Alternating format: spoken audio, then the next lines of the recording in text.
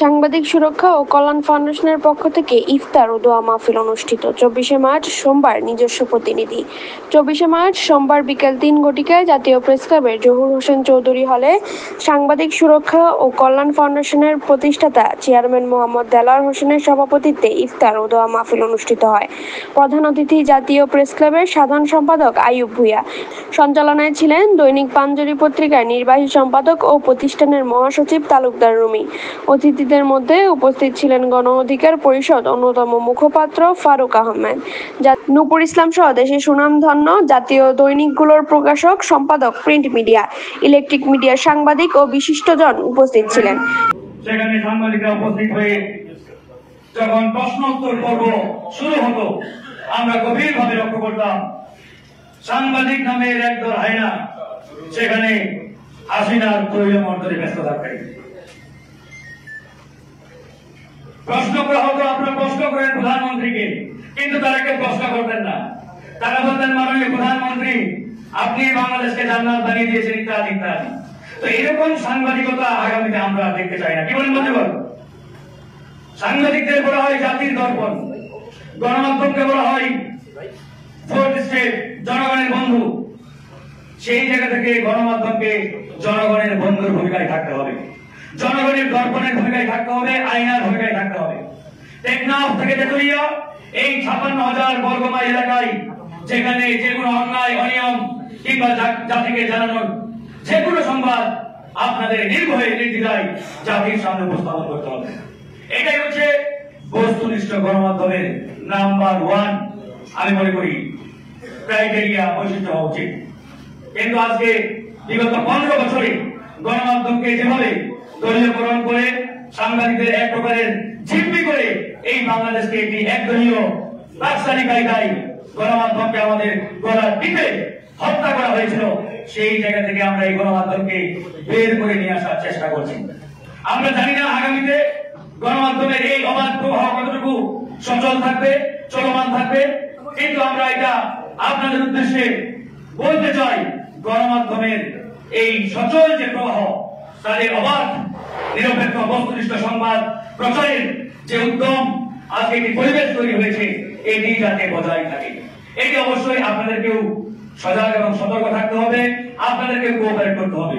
আমরা যারা রাজনীতি করছি, রাজনীতিবিদ রয়েছি, আপনাদেরকেও ঠিক একইভাবে রাজনৈতিক এবং গণমাধ্যম কর্মীদের একে অপরের পরিপূরক হয়ে কাজ করতে হবে।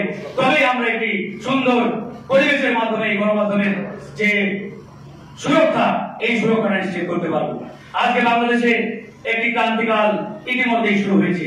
এই ক্রান্তিকালও আমাদেরকে ঐক্যবদ্ধভাবে মোকাবেলা করতে হবে। আজকে বাংলাদেশে যেভাবে বিভিন্ন ডিপার্টমেন্ট, বিভিন্ন প্রতিষ্ঠানের বিরুদ্ধে আমাদের এই ছাত্র নেতা নামে কতিপয় সমন্বয় করব, তারা যেভাবে লাগামহীন বক্তব্য দেওয়া শুরু করেছেন, এটা দেশ ও জাতির জন্য একটা মারাত্মক হুমকি। আজকে বাংলাদেশ সেনাবাহিনী নানান রকম কথা ইতিমধ্যে সোশ্যাল মিডিয়া এবং গণমাধ্যমে উঠে আসছে। মনে রাখতে হবে, বাংলাদেশ সেনাবাহিনী হচ্ছে আমাদের জাতির আশা আকাঙ্ক্ষার প্রতীক, যাদের কাছে আমরা সার্বভৌমত্বের প্রতীক এবং সার্বভৌমত্বের দায়িত্ব অর্পণ করেছি।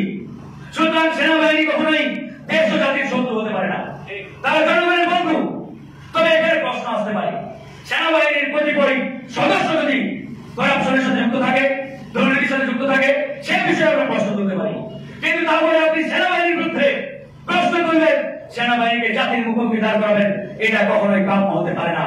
আজকে যেভাবে গণমাধ্যমে আমাদের আশা আকাঙ্ক্ষার বাতিঘর, জনগণের বন্ধু, বাংলাদেশের সার্বভৌমত্বের প্রতীক সেনাবাহিনীকে নিয়ে যে ধরনের আপনাদের সকলের সহযোগিতা কামনা করছি। DPC Bangla news. ছাত্রদের উদ্দেশ্যে আমরা একটাই বার্তা, একটাই কথা বলতে চাই, সতর্ক হয়ে কাজ করেন। সবেমাত্র রাজনীতির মাঠে আপনাদের আগমন ঘটেছে। আমরা দীর্ঘ 15 বছর লড়াই করে আজকের এই বাংলাদেশে এই পর্যন্ত এসে দাঁড়িয়েছি। 22 বার হামলার শিকার হয়েছি আমি, ফারুক হাসান। আমার কপালে এখনো সন্ত্রাসীদের সেই ছুরির আঘাতের দাগ লেগে গেছে।